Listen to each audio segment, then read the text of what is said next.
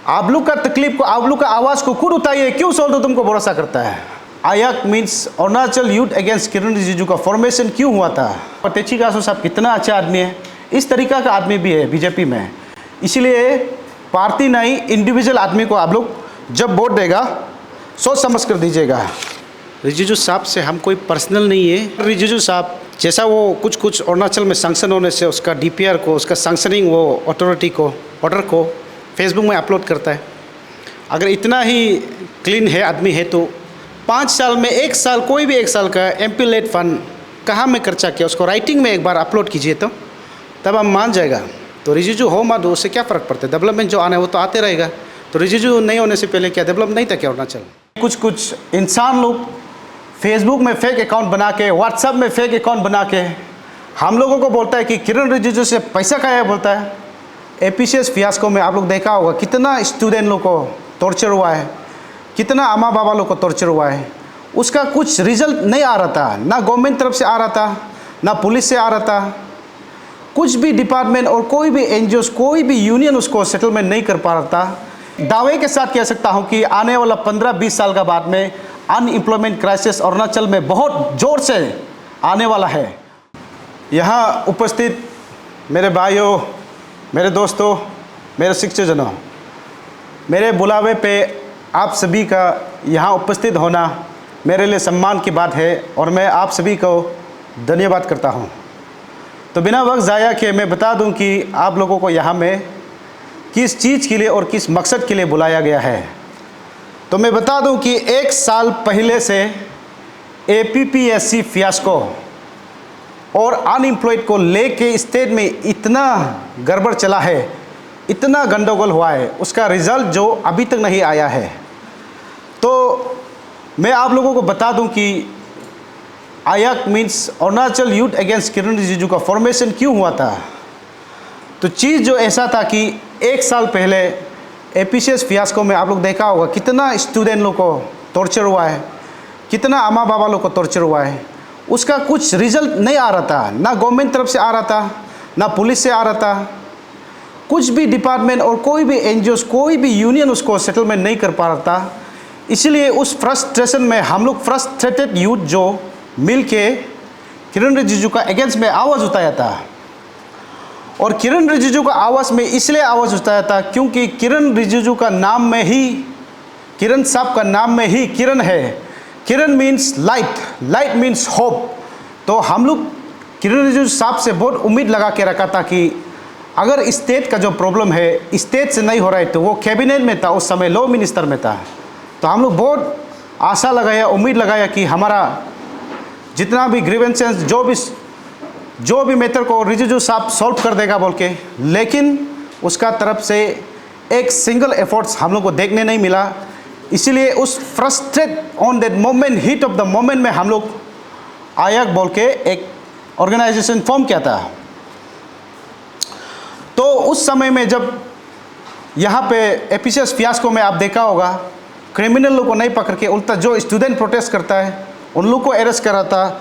Situation जो ऐसा था कि अपू अपा मैन बोल के एक तो हमारा ऑनरेबल डीसी साहब जो प्रोटेस्ट करता है उसको अपू अपा लगा देता है, अरेस्ट पे अरेस्ट, जेल पे जेल, ऐसा सिचुएशन चल रहा था। तो इतना सिचुएशन खराब था, इतना रिस्क था, कोई हिम्मत नहीं था कि गवर्नमेंट के अगेंस्ट में बात करने के लिए। तो उस समय में हम लोग हिम्मत करके जो ग्रुप ऑर्गेनाइजेशन हम लोग चलाया, तो आज के दिन में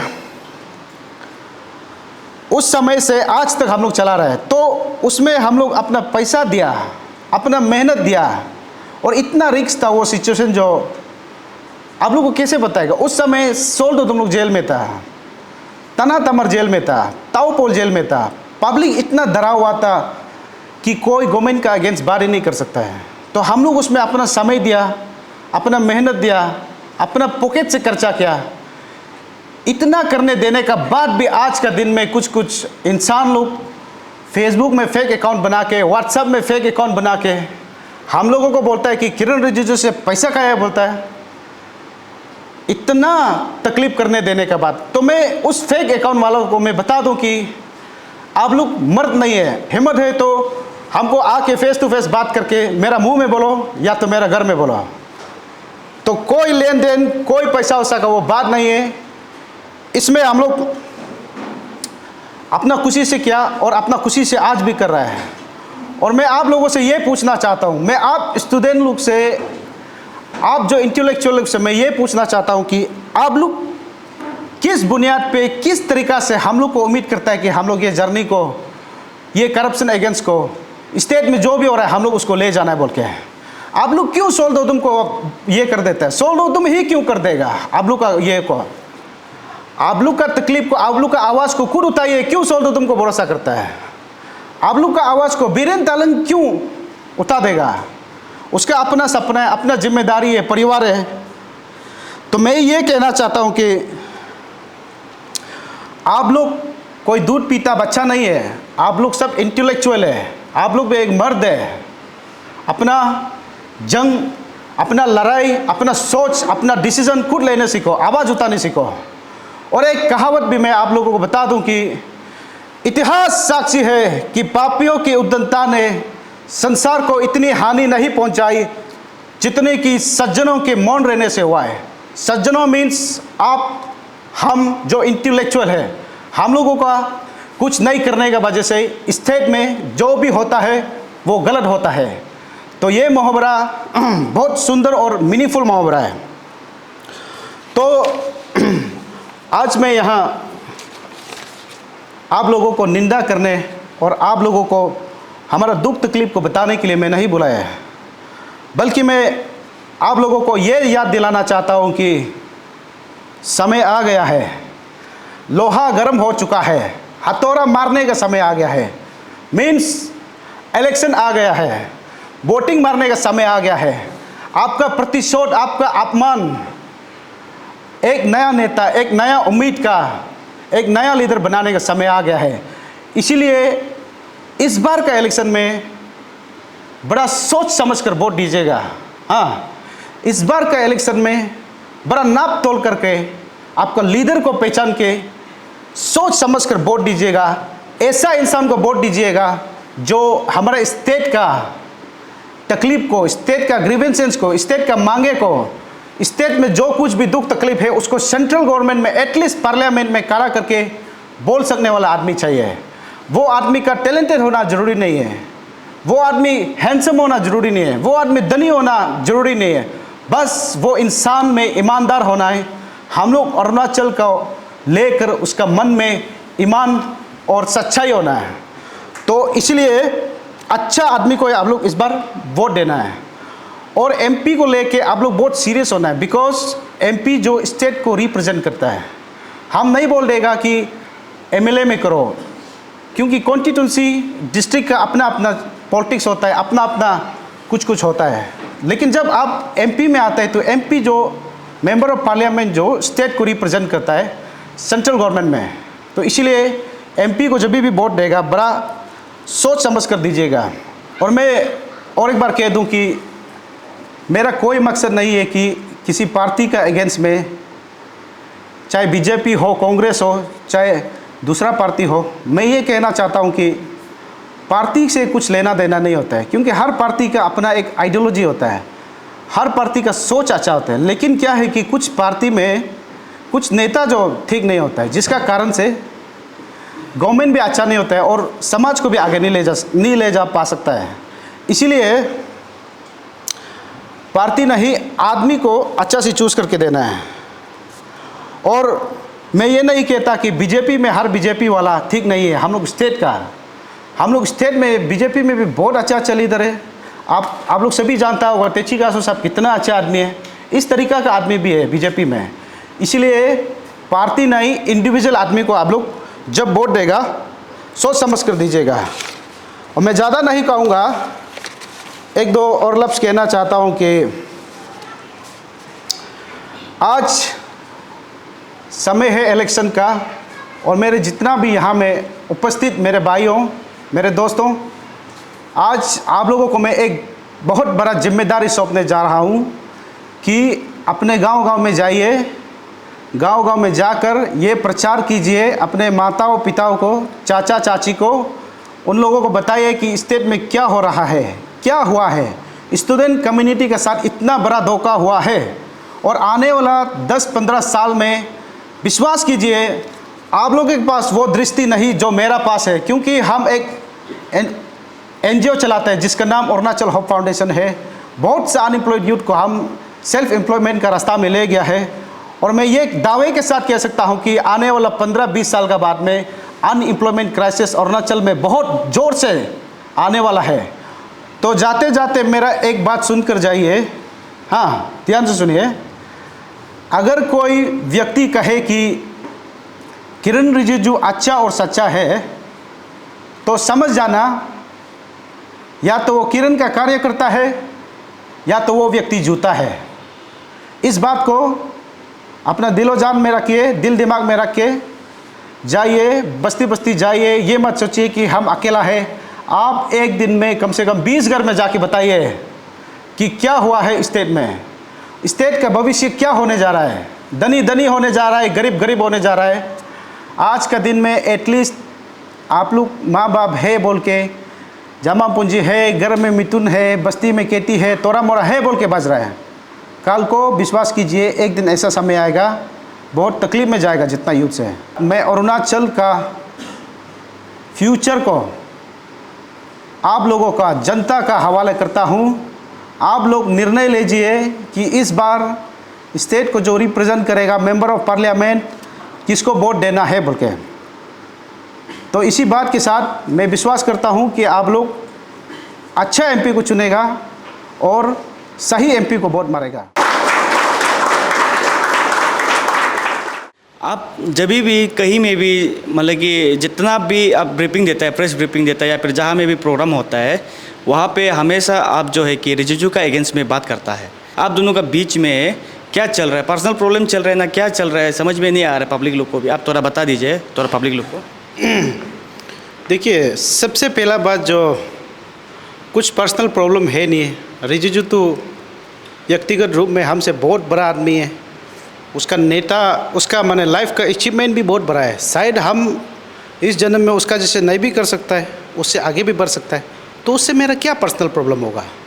और सेकेंड बात ये है कि आप बोलते हैं कि रिजिजू का अगेंस्ट में हम टारगेट करके वो करके बोलता है। तो रिजिजू का जगह में आप भी अगर MP हो के वही पावर में बैठ के, सेंट्रल में लॉ मिनिस्टर बैठा है, कितना मिनिस्ट्री, 4 बार मिनिस्ट्री मिला है, तो उसका जगह में XYZ कोई भी होगा तो ऑब्वियसली उसका बारे में बात करेगा। उससे वोट मारा है हम लोग, अरे वो हम लोग का नेता है, हम लोग को राइट बनता है उसको पूछने का। उस रिजिजू से और कभी पैसा लिया है क्या? हम लोग नहीं लिया है। और MP को तो हर कोई फ्री में मारता है। तो मेरा ये कहना है कि उसे कुछ प्रोफेशन भी नहीं है और हम ये करप्शन वो करप्शन कुछ भी नहीं बोल देगा। अगर रिजिजू साहब जैसा वो कुछ अरुणाचल में सैंक्शन होने से उसका DPR को, उसका सैंक्शनिंग वो अथॉरिटी को, ऑर्डर को फेसबुक में अपलोड करता है, अगर इतना ही क्लीन है आदमी है, तो प्रोजेक्ट सैंक्शन हुआ वाला को तो छोड़ दीजिए, 5 साल में 1 साल, कोई भी 1 साल का MP लेड फंड कहाँ में खर्चा किया उसको राइटिंग में एक बार अपलोड कीजिए तो तब हम मान जाएगा। MP लेड भी तो साल का 5 करोड़ है, 5 साल का एक ट्यूनर का 25 करोड़, दो ट्यूनर 50 करोड़, उसका हिसाब भी दिखाइए सकने से, फेसबुक में अपलोड कीजिए। तो मेरा कुछ उससे पर्सनल नहीं है। उसका जगह जो भी होगा, जो भी नेता होगा, कोई भी इंसान होगा, उस पावर में, उस पोजीशन में उसको क्वेश्चन करना हमारा राइट है, कॉन्स्टिट्यूशनल राइट है। और वोटर का हिसाब से भी हम पूछ सकते हैं।